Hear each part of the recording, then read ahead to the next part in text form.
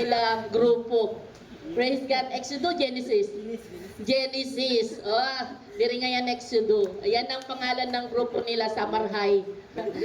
So, maaram lang kita kung ano ang grupo ng mga kabataan. Maraming tinetestingan na maupay para haira. Pero mas maupay ang pinagdalhan sa kanya sa Ginoo. Amen. Sanglit, nawala hiya, sandali, haton. Kay nagsundalo man, kay siring pa pag nagsundalo ka, mawawalay ka, siring pa lugar na kundiin gindala ka Ginoo. Pero ang Ginoo sabi pa, ito rod and staff, ito na ano tawag ito, baston shepherd, kakawitin ka pabalik. Amen. So praise God. Kung ano yan natin tingnan niya na sa iya physical outward ganon din siya noon. Ganyan pa rin ang itsura niya. Pero mas gumwapo nga ni, di ba? So, asya grasya Ginoo. Gimpe-preserve niya ang beauty ng bawat isa. Amen? Kung beautiful ka na yan na, handsome ka yan na, ipipreserve pa ito at mas igagawin pang beautiful ka and handsome sa mga panahon. Amen? So, praise God. Diri na damo pa kung yayak nun. Kay damo na gud akong nayakan, nihatag ko ang panahon na atong speaker, kang Kuya Anthony Limaco. Amen. Hallelujah. Before we start, may I request everybody to stand? Let's pray. Let us bow our head. Heavenly Father, in the name of Jesus, Lord, as we gathered in this place, Father God, we thank you, Lord, that whatever we did in our past, Lord God, you are great, you are merciful, Father, that you able to forgive us, Lord God, whatever sin that we have. Lord, as we receive your word, your presence, forgive us, Lord, whatever we did in words, in mouth, in deed. Because you said in your word that if we confess our sin, you are just to forgive, Lord God. And Lord, I pray, Father God, that you will be the one, your Holy Spirit, Lord God, will be the one to speak in the midst of us, Lord. I am just a vessel, Father God. And all these things, Lord, we ask in Jesus' name we pray. Amen. Pwede na tayo magkalingkod. Amen. Grabe yung introduction ni ni Pastor Alini. So, damo naman siguro nakakilala ako na, no? Itong siring pa ni Pastora, yung dati gyapon ako didi ay pariwayo young people. Didi ako tinawagan Ginoo. Amen. Didi ko nakilala ang Ginoo. My family is purely Catholic. So si Papa, sundalo yung Papa ko, doon na-assign sa Cebu. So doon ako pinanganak. So doon kami lumaki na talaga yung faith namin is yung devoted Catholic kasi pag sinulog, hindi yan nag-absent si Mama. Lagi yan may dalang maliit na sa blocks na sa rin. Tapos kami, kasama niya, yung nagsumasayo sa parade. So yung na-relieve si Papa, napunta dito. So yung unang bahay namin sa likod ng G2. Doon. Squatter din kami sa likod.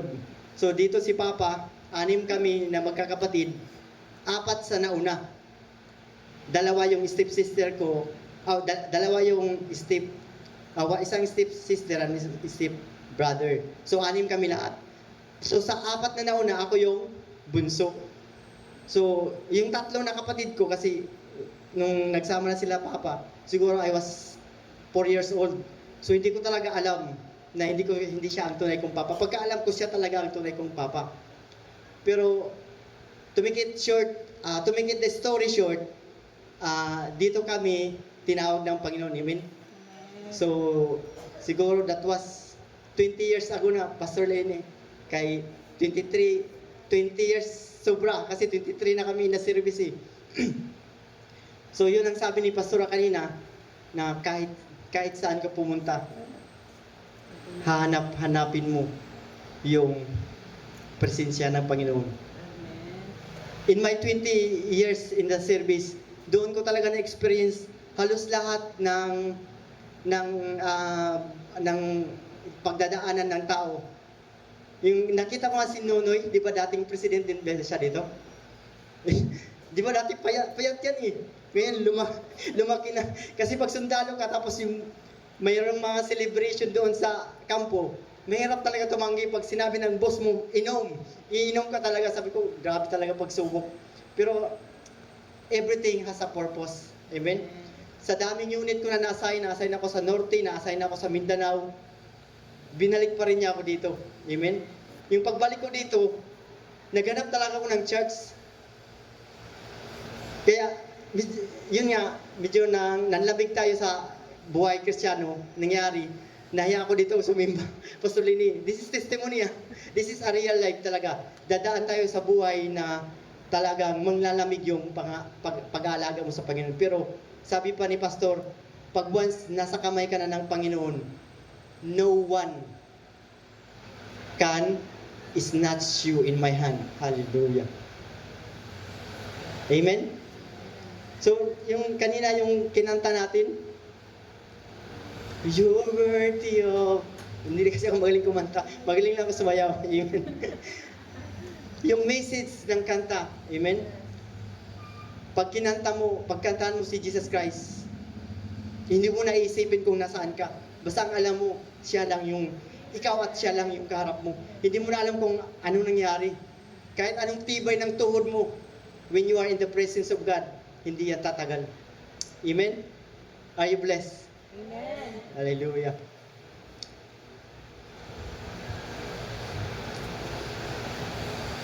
Pwede na pala, ano na to, okay, amen. If you have your Bible, I request everybody to open your book at Mark 16, chapter 16, verse 1 to 3. Amen. Naalala nyo yung message natin last Sunday ni Brother Christian? The message of last Sunday was the last 7 words of Jesus Christ. And number 6 is ano? Anybody? Number 6, sabi niya, it is finished. Sa lahat ng sinabi ng Panginoon, hallelujah. Yun din, tinanong ko, anong ibig sabihin nun, Lord? It is finished. Tapos na. Alam niyo mga kapatid, if you read the Bible from Genesis, lahat tayo may utang. We owe a debt to God. Mayroon tayong kasalanan na only Jesus can pay that sin. That's why He said, it is finished. Natapos niya. Kung maalala niyo every Holy Week, yung nasa Katolik pa kami, lagi kong nakikita ba, nagpipinitin siya. Yung ginagaya nila, yung ginawa ni Jesus Christ. Yung commemorate, parang binabalik ba, inaalala. Pero kung basahin mo sa Bible, kung talagang naintindihan mo yung message ng salita ng Panginoon, sinabi niya, I am the resurrection and the life. Nung unang, yung sa time niya, hindi pa yan naintindihan ng mga disciple, yung nagsasama pa sila, di ba? Pero, yung sinabi niya na the Son of Man will be hand over to the wicked men to be crucified, and in 3 days, He will rise again. Amen? Habang magkasama pa sila ng disciple, sinabi na niya habang naglalakad sila, nagpipreach sila sa Galilee. Yung mga disciple, hindi pa nila maintindihan. Kasi, imagine mo naman, siguro kung ikaw si Peter, or ikaw si John, iisipin mo, paano mamatay si Lord na? Binuhay nga niya si Lazarus, di ba? Binuhay niya yung anak ni Jairus, di ba? Anong sabi ni Jairus? Lord, nabalitaan ko na kaya mo magpagaling. Kung napanood nyo sa The Chosen, doon sa movie, merong nasa Netflix, iwan ko kung andun pa. Andun pa, pinanood ko, yun na portion, nabasa ko lang sa Bible, doon makikita mo talaga paano siya nag-approach kay Jesus Christ. Sabi niya, Lord, yung anak ko may sakit. at nakaratay, mamamatay na. Sabi ni Jesus, sige, puntahan natin. Si Jairus is one of the Pariseo, yung nagkikip siya ng mga law ba, ng mga law o book of Moses, yung 5 books of Moses. The first book of the Moses is what we call the Torah, yung unang libro na sinulat ni Moses. Na yun ang pinag-aralan ng mga Pariseo, ng mga Sadducees, yung mga expert sa Word of God, yung 5. So yung pinuntahan nila, mayroon nang kumakanta dun. Napanood nyo na ba? Napanood nyo ba ito? Kinakantahan na yung anak niya kasi wala na, tinabunan na ng kortina. Anong sabi ni Jesus Christ? Labas kayo. Labas muna kayo. Andun yung isang Pariseo, bakit mo pa dinala yan? Wala na yung anak mo, patay na. Pero si Jairus, hindi siya nagduda. Yung faith niya, alam niya na may magagawa si Jesus Christ. Hindi niya tiningnan yung situation. Yung nakita niya sa pagpasok niya sa bahay, kumakanta na yung mga ceremonial yung sa Jews. Kasi pag patay na kinakantahan nila, sabi ni Jesus Christ, labas kayo. Hindi siya patay, natutulog lang. Yung pinalabas niya, kinausap lang niya, anak, bumangon ka. Yung nabuhay yung anak ni Jairus. Anong sabi ni Jesus Christ? Huwag niyo muna itong ipagsabi. So pag sinabi ni Jesus Christ, kung kayo yung disipulo, sinabi niya na, the Son of Man will be handed to sinner, will be crucified, and in 3 days, He will rise again. Hindi nila matanggap, hindi pa nila maintindihan, kasi imposible naman mamamatay si Jesus Christ na kaya na niya magpagaling, kaya niyang bumuhay ng patay. Bakit hindi niya magagawang iligtas yung sarili niya? Amen? Amen. He said, I am the resurrection and the life. Amen? So, yung last 7 words of Jesus Christ, yung sinabi niya, it is finished. Ito naman this is the word for this morning. Kasi, nagaya ko si Tintin mayroon siyang presentation. Kasi dati, di ba yung nag-share ako, wala akong presentation.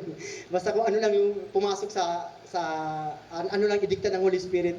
Pero sabi ko, gusto ko natin siguro. Kasi sabi sa BAM, di ba, kailangan mag-prepare tayo. kailangan 20 minutes, Pastor. If God's will, 30 minutes. Ibig sabihin, hindi ako absent doon sa BAM, di ba? So yun, kung babasahin natin, sinabi niya doon sa Mark, let's go back to the Mark. When the Sabbath was over, Mary Magdalene, Mary, the mother of James, and Salome, bought spices so that they might go to anoint Jesus. After sunrise, they were on their way to the tomb. Yung namatay na si Jesus Christ, yung sinabi ni Brother Christian sa last 7 words, namatay na siya, di ba? Inilibing na siya. Yung inilibing si Jesus Christ, sinabi ng mga Pariseo, lumapit sila kay Pontius Pilate, kay governor, sabi nila, go. May sinabi itong impostor na sabi niya, mabubuhay daw siya after 3 days. Kaya anong magandang gawin natin para baka nakawin daw ng disciple yung katawan. Si Governor Pilate naman, kasi siyempre takot din siya na hindi niya sundin yung mga Pariseo. Sige, ito yung gawin natin. Lagyan natin ng bato, lagyan ng governor's seal, yung seal ba, yung silyado ba, yung parang, di ba pag may sulat ka tapos pag ipadala may silyado yan, ibig sabihin hindi siya pwedeng buksan pag hindi ikaw yung may-ari, di ba? So ang ginawa ni Pontius Pilate, nilagyan ng malaking bato, nilagyan ng governor's seal at nilagyan ng 10 Roman soldier. Sige, para masatisfied kayo, ito ang gawin natin para hindi talaga siya makawala. Back to the verse. Yung itong tatlong babae, si Mary Magdalene at si Mary, mother of James, yung mama ni James at John, yung magkapatid. Tapos si Salome, kapatid ni Mary. Alam mo, nabibless talaga ako pag yung babae tumatayo sa pulpito. Hallelujah. Kaya young people, amen? Gayahin nyo si Sister Tin. Alam mo yung namatay si Jesus Christ? Yung unang dumalaw sa kanya. 3 women of God. Alam mo kung saan yung mga disciple? Mga lalaki? Na grabe grabe sila mag-witness kay Jesus Christ. Naranasan na nila yung power ni Jesus Christ, di ba? Nagkataon yung sa The Chosen, sinabi niya, mayroon akong vision sa inyo. Maggrupo kayo ng tagdadalawa. Bibigyan ko kayo ng kapangyarihan. Gaya nyo mag-preach the kingdom of God and pagamutin nyo. Pinagamot nila, di ba? Lahat sila bumalik. Napagaling. Pero yung namatay si Jesus Christ, saan yung mga disciple? Wala na. Saan yung mga lalaki? Andun. Nagtago. Bakit? Bakit sila nagtago? Natakot sila na pag malaman na isa sila sa mga kasama ni Jesus Christ, ipapako din sila sa krus. Takot na takot. Dismaya kasi yung Lord mo. Yung parang higit pa sa parents mo yan, parang namatay ba? Alam mo yung namatayan ka ng kamag-anak? Parang ganun, sobra pa yung naramdaman nila. Nagluluksa talaga sila. Hindi sila makapaniwala. Pero alam mo itong tatlong babae, despite sa nangyari, wala silang takot. Alam nila doon, napupuntahan nila na may bantay. Alam mo, habang sila naglalakad, basahin natin doon sa number 3. And they ask each other, who will roll the stone away from the entrance of the tomb? If you imagine, tatlong babae naglalakad. May dala silang ointment. Yung ointment kasi, sa unang panahon, kasi sa atin, balsamar na eh. Pagpatay yung isang tao, parang may nilalagay sila ng spices na parang hindi kagad madikay yung katawan. Hindi kagad madunot. Yun ang nilalagay nila. Parang mamahalin din yan. Pagkaalam ko, parang yun ang nilagay ni kapatid ni Martha doon sa paan ni Jesus Christ bago siya pinako, di ba? May dala-dala sila. Excited sila. Also excited sila pumunta doon. Pero, mayroon silang tanong sa puso nila habang tara, punta natin si Jesus Christ, dali natin to. Tapusin natin yung boreal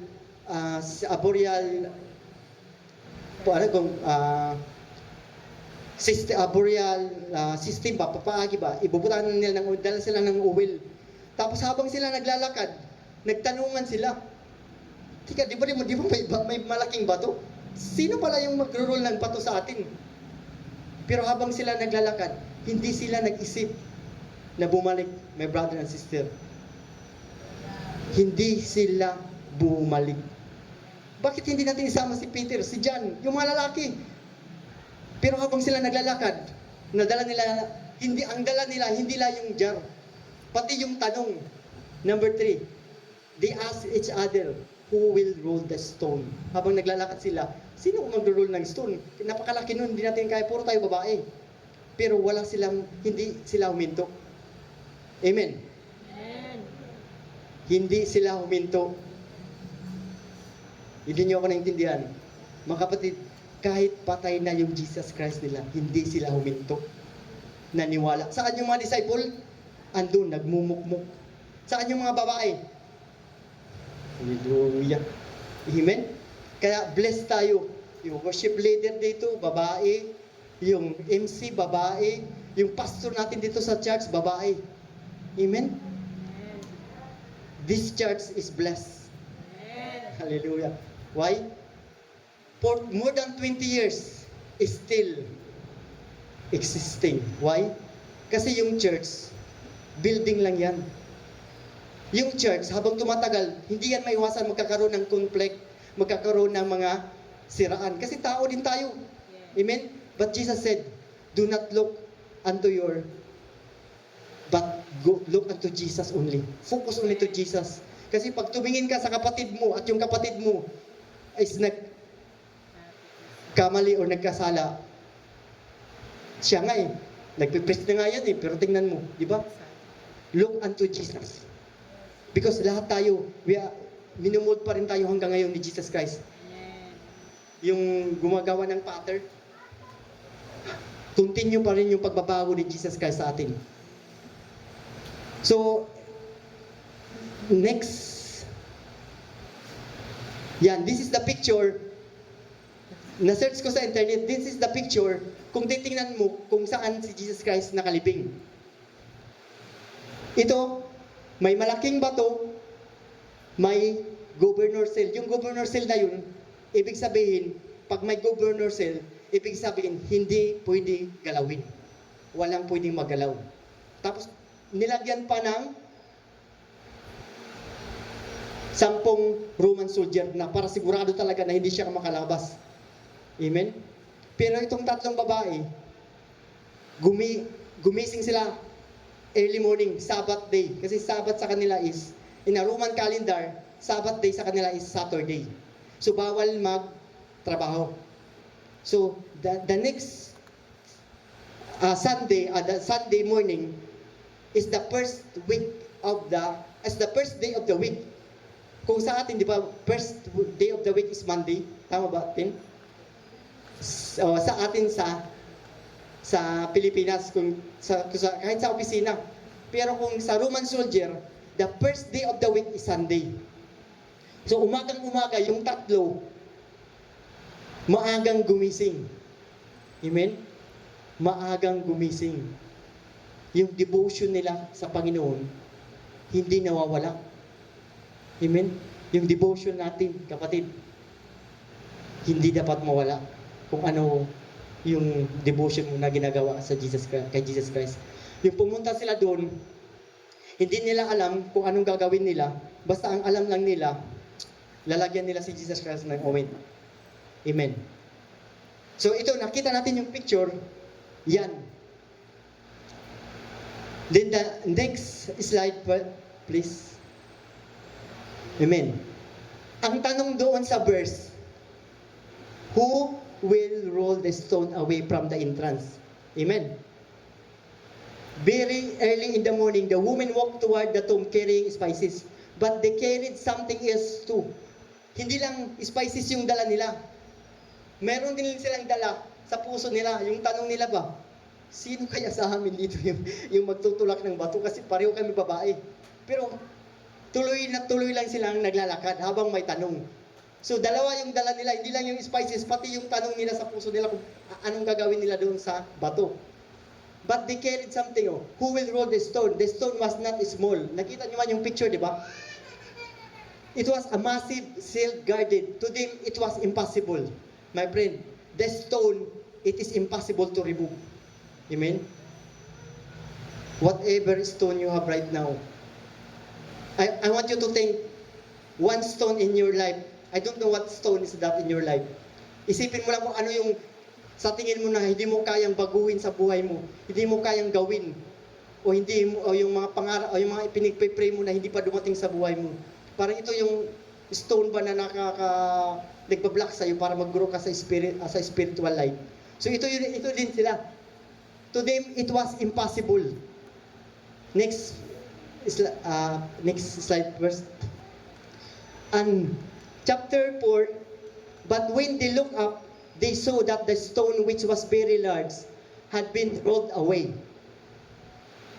As they entered the tomb, they saw young men dressed in a white robe sitting on the right side, and they were alarmed. Pagdating nila doon, na-shock sila. Yung nakita nila yung tomb, nawala yung bato, natanggal yung governor seal, yung mga Roman soldier, nagtakbuhan. Bakit? Amen? Sino yung tumanggal ng bato? Hallelujah. Alam mo, yung message, the message of this passage is, yung hindi mo alam yung gagawin, pero dahil sinabi ng puso mo na puntahan mo, iniisip mo pa lang yung problema mo, gaano kalaki. May sagot na si Lord. Amen.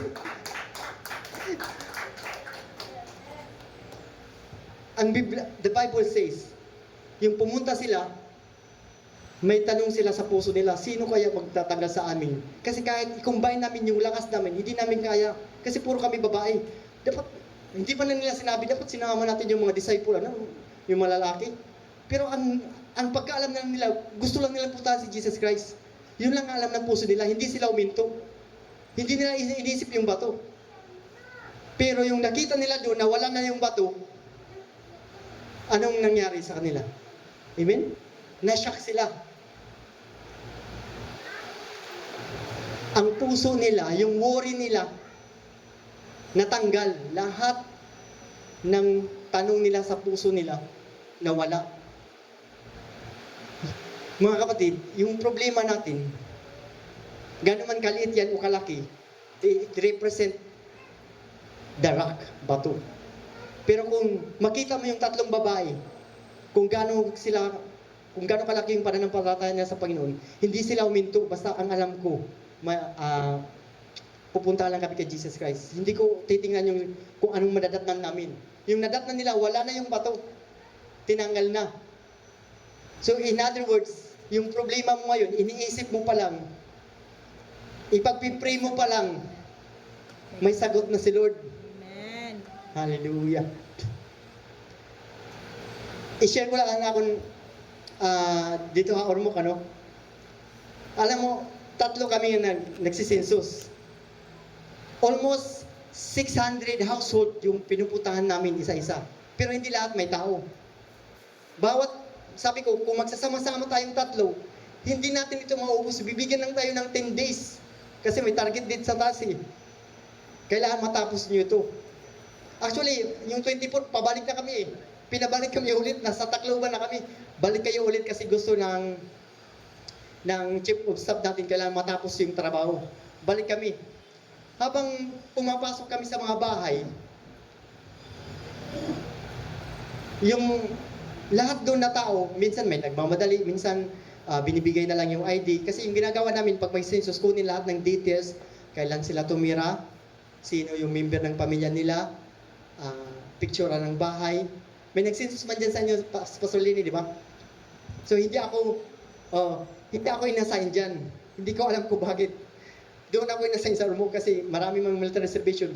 So alam mo mga kapatid, habang pumapasok ako sa bahay, kumakatok.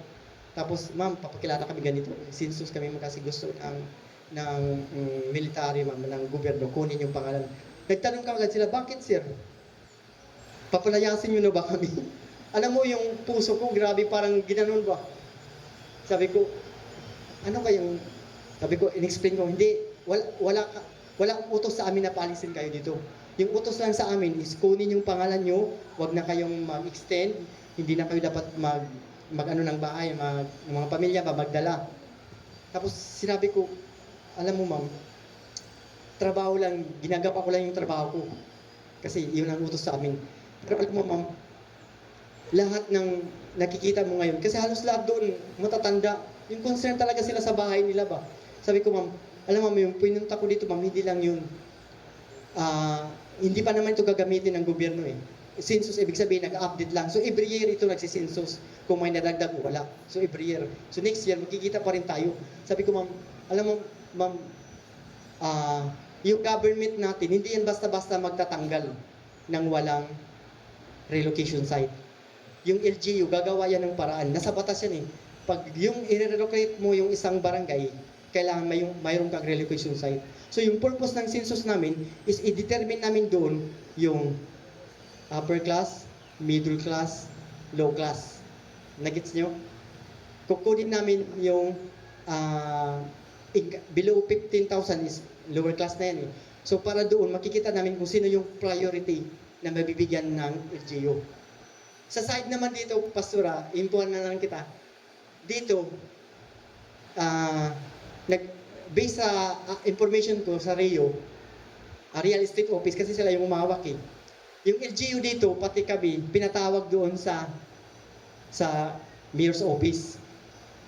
Nakita kami ni Pastora Bing, pati Pastor Perez. Doon nakita kami, siyempre, dating mga elders namin dito. Tapos yun, nag-sharing. Kasi dito may maraming claims. So hindi basta mapapalis. Second, sa government side, wala pa talaga silang document na hinahawakan na sa kanila. Kasi yung dinunit ito, yung papel na original is nawawala. Ngayon, yung nagdunit is wala na, yung anak na lang. Yung ginawa ng anak, ginawa niya ginawan ulit ng titulo na may portion diyan na hindi pwedeng i-donate. May portion lang na i-donate. So yun, Kandaroy yata, o yun. So, ang proposal doon sa LGU na magkakaroon ng land swapping. Kung gaano kalaki yung hektarya na nakuha, na inoccupied ng mga settlers, yun ang bibili ng LGU at ipapalit. So yun, under negotiation pa. Pero para sa akin, hindi ma-approvean talaga yan dahil medyo ang LG mismo ang nagporso na ma-approvean. Amen? So yun, pag sinisiran ko doon, halos lahat matatanda. Sinasabi ko, alam mo, Nay, wala akong maibibigay sa iyo na lupa, wala akong maibibigay sa iyo na bahay. Pero sabi ko, alam mo kung ano mayroon ako ngayon, is Jesus Christ lang. Kung willing ka makinig. Marami doon na talagang habang sinisiran mo, yung joy nila ba? Alam mo, kahit pagbalik ko sa quarters namin, kahit pagod na pagod ako, nawawala yung pagod ko pag yung tao willing makinig sa Word of God. Sinisiran ko, sabi ng mga kasama ko, Master Flem, bakit sa isang bahay, ang tagal-tagal ko, kami nakalima na ako. Sila nakalima na ako, nakatatlo pa lang. Hindi nila alam. May ginagawa din ako pa, yung pinaka-boss natin. Kasi boss nila sinusunod, may boss din tayo. Amen?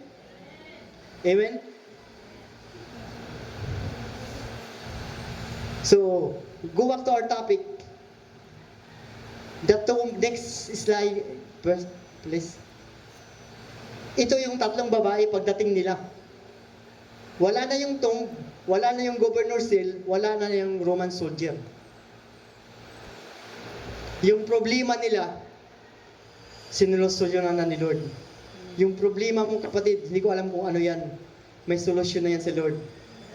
Maniwala ka lang. Continue to walk lang. Huwag ka lang babalik kasi habang sila pumupunta sa kalibingan ni Jesus Christ, minsan hindi sila nag-isip na bumalik. Nagpatuloy lang sila. Amen?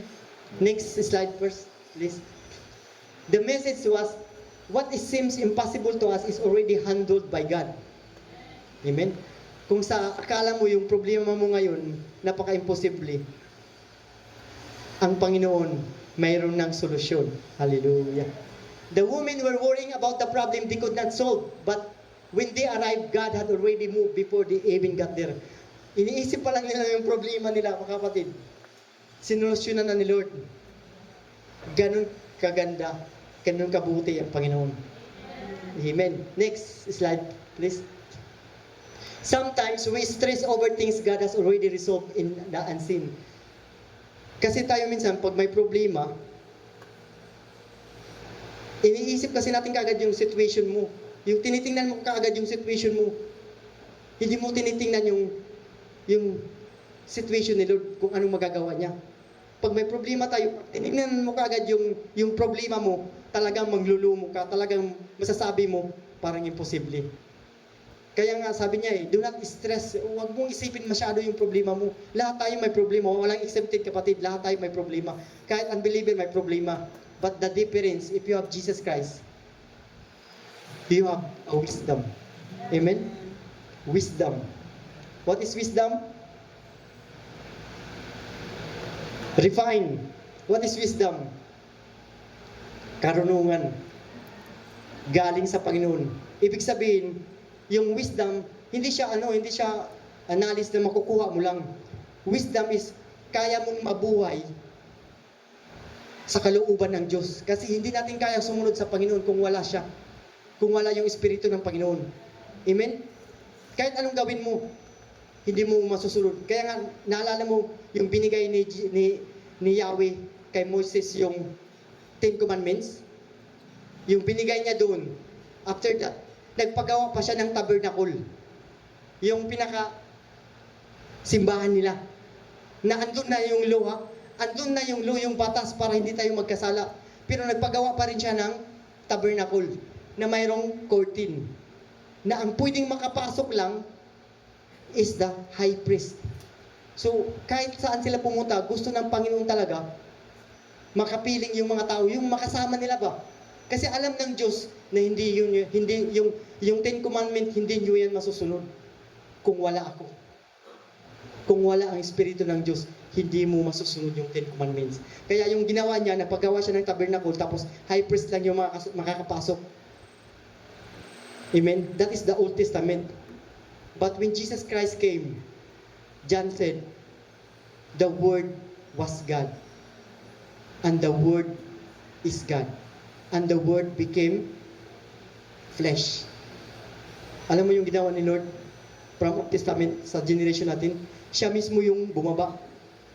Yung langit ang bumaba sa lupa. Amen? The Word became flesh and walked among us and dined among us. Sabi ni John the Beloved. Amen? Next slide, please. God does not ask you to move every stone. Just keep walking. Amen? Lahat tayo may mga problema, lahat tayo may stone sa buhay. Pero hindi niya tinatanong kung ano yung problema mo. Tanungin mo siya kung ano yung kayang gawin ni Jesus Christ. Huwag mong tingnan kung ano yung bato na nasa buhay mo ngayon, kung anong hinaharap mo. Sabi niya, just keep walking. Kasi yung problema natin, yung problema nila Mary Magdalene, iniisip pa lang nila. Amen. Binigyan niya ng solusyon ni Lord. Amen. Faith is not, they didn't turn back because of the obstacle. Mga kapatid, don't turn back. They keep going even without the answer. An answer. Hallelujah. Amen. Kahit hindi mo alam yung sagot ng problema mo, maniwala ka lang. Amen. May magagawa ang Diyos. Amen. Faith is not having everything figured out. Hindi mo kailangan alamin lahat kung anong solusyon. Basta, just keep on walking. Amen. Faith is walking forward when you don't. Hindi mo alam, pero yung paa mo, tuloy pa rin. Huwag mong tingnan yung situation. Kasi pag tinignan mo, yung faith mo, kagaya kay Peter, di ba? Yung, Lord, kung ikaw yan, hayaan mo akong maglakad sa tubig. Di ba? Sinabi niya, yung nakatingin siya kay Jesus Christ, come. Di ba? Peter, able to walk 3 or 4 steps. Di ba? Pero yung dumating yung hangin, dumating yung wave, ano nangyari? Hindi na siya tumingin kay Jesus Christ. Doon na siya tumingin sa nararamdaman niya, sa situation niya, yung sa nakikita niya. Hindi na niya tumingin. Tinanggal na niya yung tingin kay Jesus. Once you remove your focus to Jesus Christ and you will look to your situation, talaga, malulunod ka, kapatid. Yung bumigay, yung nalunod siya, anong sinabi niya? Lord, save me. Anong ginawa ni Jesus Christ? Kinuha pa rin siya in spite of his doubt. Amen. Next slide. The stone was moved so they could see what God had done. Amen. Bakit tinanggal yung bato? Kasi alam ni Jesus Christ, yung tatlo na tinawag niya, yung mga devoted followers niya, alam niya na pupunta sila doon. Amen. Alam ni Lord kung anong situation mo ngayon. Pupunta pa lang sila doon, alam na ni Lord, mayroon na siyang sagot. Pero yung nakita niya, yung tatlo na hindi talaga nag-isip na babalik or magtawag man lang, doon na please si Lord sa kanila. Amen? Some obstacle in your life are not there to block you. So yung situation mo ngayon, yung problema mo ngayon, hindi yan rason na para manghina ka, kapatid. Hindi yan rason. Bakit? But to become a testimony when God removes them. Kasi yung tinanggal yung bato, doon nila nakita kung ano ang kayang gawin ng kanilang pananampalataya. Hindi ko alam kung gano'ng kalaki yung pananampalataya mo sa Panginoon. Amen? Ganon din si Mary Magdalene. 3 babae. Hallelujah. Amen. Saan yung disciple? Andun sa kwarto, nagmumukmuk. Pero yung 3, grabe. Kahit malungkot sila, naghahalo, malungkot na masaya, na excited, basta pupunta lang kami. Ganon sila ganon ba kayo pagpupunta sa church?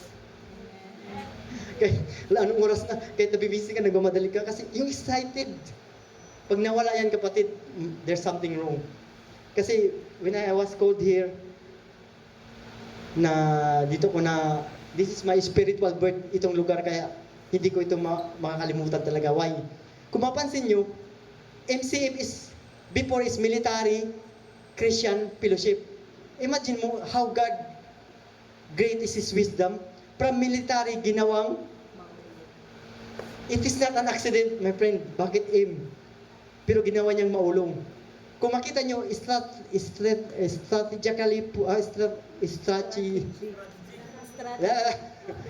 yung position ba ng church natin, nasa gitna. Napansin mo, ang daming mga tao doon sa, alam mo ba yung mga tinawag ni Jesus Christ na naging disciple niya? Hindi ba kayo nagtaka? Bakit? Ako nagtanong din ako, Lord, bakit hindi mo tinawag yung mga Pariseo, yung mga scholar, para hindi ka na mahirapan mag-share ng word of God, para makinig agad yung tao. Anong pinili niya? Fishermen. Ordinary men. Walang education. Bakit? Gusto niya, sabi ng Corinthians, hindi ko lang matandaan, for the wisdom of men is foolishness to God.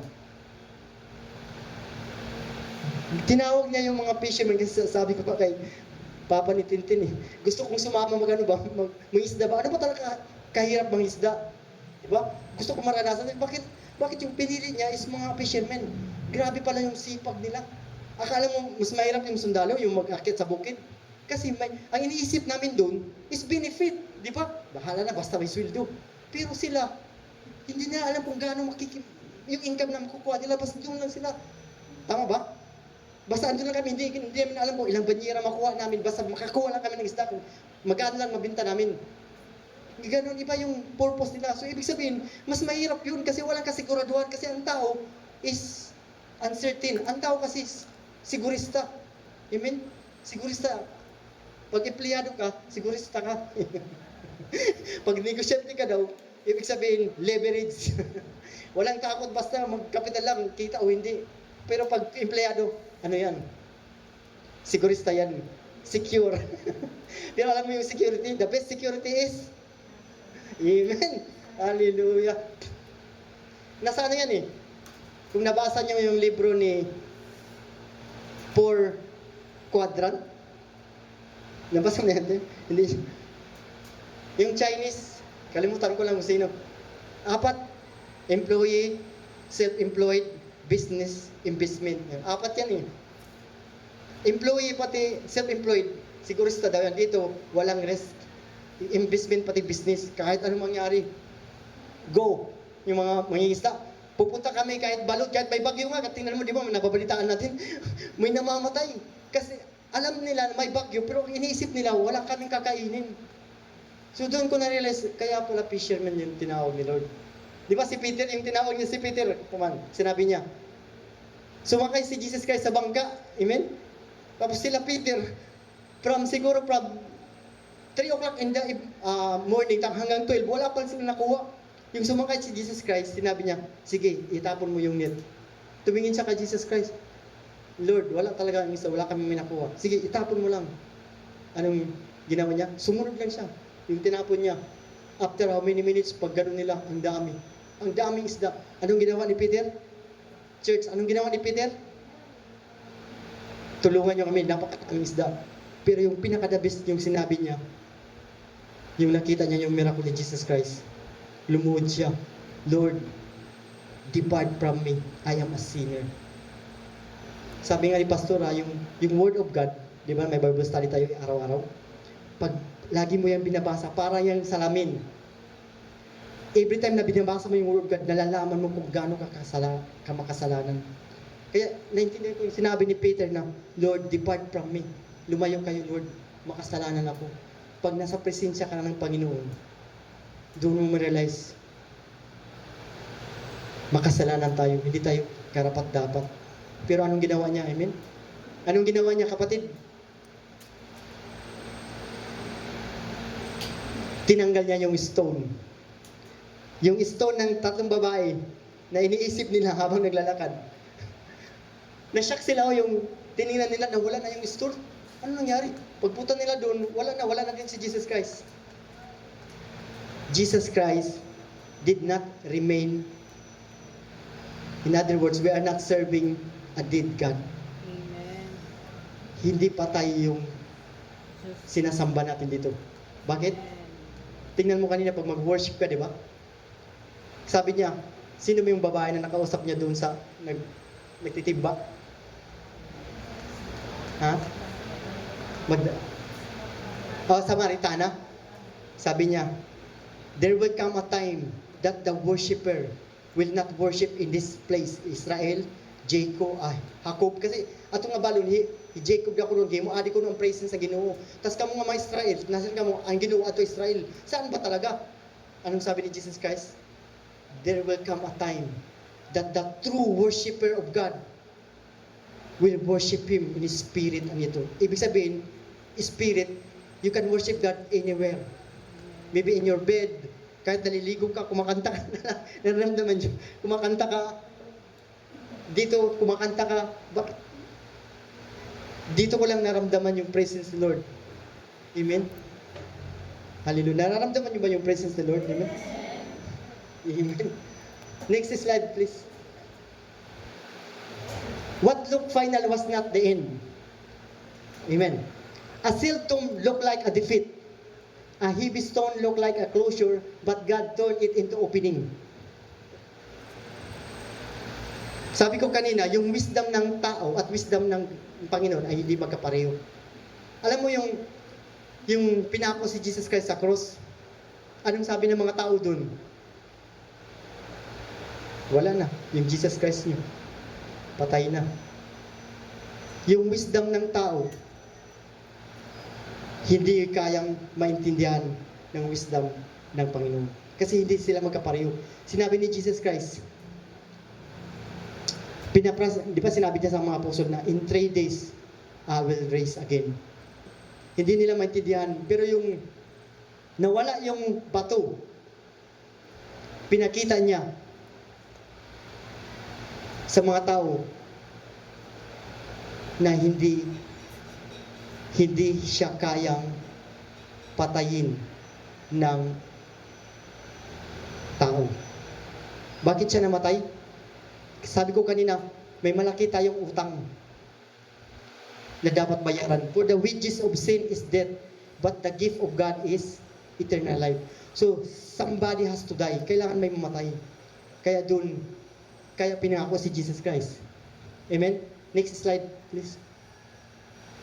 What people thought was over, God used it as the beginning of the resurrection power. Amen? Sa tingin mo, ito na yung mga inaharap na problema na mahirap solusyonan. Yung nabuhay si Jesus Christ, brother and sister, the last enemy to be conquered is death. Yung namatay siya, kinuha niya yung kapangyarihan kay Satanas. Naalala niyo yung nagkasala yung first parent natin? Lahat ng mabubuhay sa laman at dugo ay mamamatay na. Pero yung namatay si Jesus Christ, binayaran niya. Kinuha niya yung kapangyarihan. Sabi niya, all authority, heaven and earth, it was given unto me. Binigay na sa kanya. Bakit niya nasabi niyo? Siya na nagbayad sa kasalanan natin. And there is no other name under heaven that mankind shall be saved. Hallelujah. What a promise. Are you blessed? Amen. Amen. Hold on to His promises. Amen. Next. What look final? No stone in our life is too heavy for God. Amen. Walang malaking bato pagkasama mo ang Panginoon. No barrier beyond His power. Amen. Iisipin mo pa lang yung problema, may solusyon na si Lord. What I cannot move, God can remove. And what looks like the end, He will turn it into a new beginning. Amen. We are serving a living God. Amen. Next. If God can move the stone from the tomb, He can move what stands in your way. Hallelujah. Kung kaya niyo kung tanggalin yung bato na iniisip nila Magdalene, kung ano man yung bato na nasa bato mo ngayon, kayang gawin ni Lord yan. Kaya niyang tanggalin. If you believe God is moving something in your life, hallelujah. As a closure,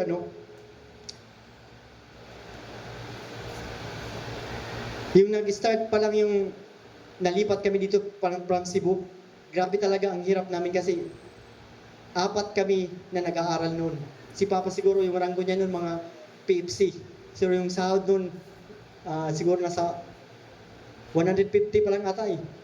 Apat kami na college, yung dalawang babae namin, puro mga private school. Kami lang yung mga public, dyan lang kami sa fisheries nag-aaral. Oh. Naglalakad kami doon. Nakasulupin lang yung sulupin ng notebook. Classmate kami ni brother eh, kasi kanina kaya nag-chat kami kanina kasi familiar ko to eh. Kasabay pala sila na Bohol dito, young people.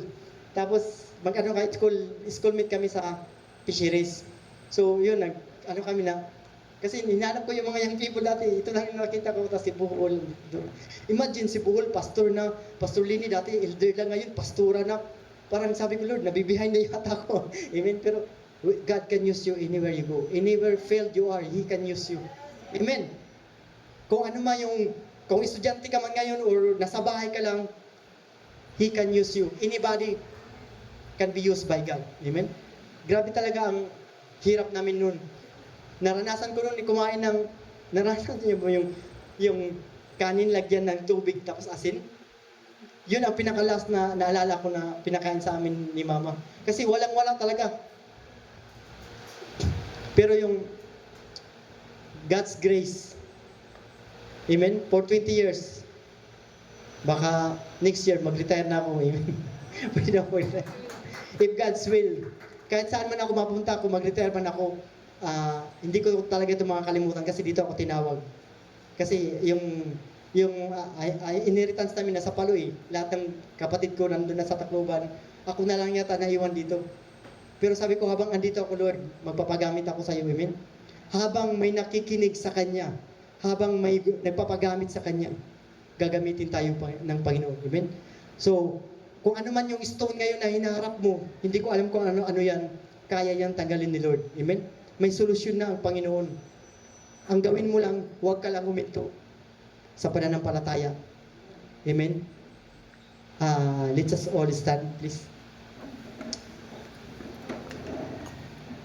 Heavenly Father, in the name of Jesus, Lord, as we hear your word, we are grateful and thankful, Lord God, for this beautiful morning, that your presence, Lord God, is always in our life, Father. Thank you, Lord, that the true church, Father God, is not the building, Lord. The true church, Lord God, is our life, our temple, Lord God. Thank you, Lord, for the message, Lord God, that we believe, Lord God, whatever the stone we have in our life, we believe, Lord God, that you are bigger than the stone we have, Lord. And all these things, God, we ask in the mighty name of Jesus we pray. Amen.